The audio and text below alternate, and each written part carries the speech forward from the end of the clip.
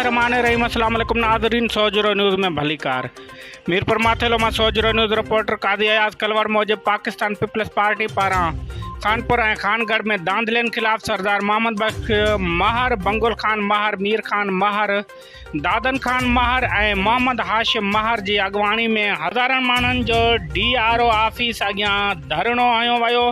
धरणे के खिताब कंदे सरदार मोहम्मद बख्श खान महर चयो त इलेक्शन वारे ॾींहुं असांजे वोटरनि खे हिरासा कयो वियो। असांजे उम्मीदवारनि ऐं संदसि फैमिलियनि खे अगवा करण जूं धमकियूं ॾिनियूं वयूं।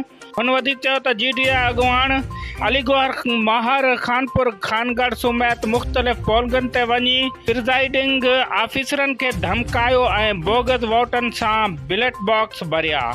हुन असांजी UC अलीबाग जे उम्मीदवार शबीर महर और मीर हसन कोराई के संदसि फैमिलियन समेत अगवा करायो।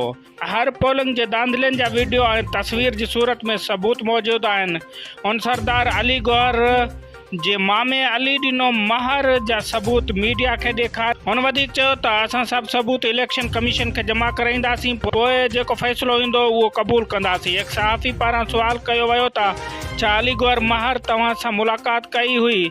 तंहिं ते हुन वराणियो त हू चोरी मूंसां मिलण आयो हो ऐं मूं वाज़े चयो चीफ सरदारी वारी पग तां दस्त बरदार थियो त पोइ ठाह लाइ सोचींदासीं।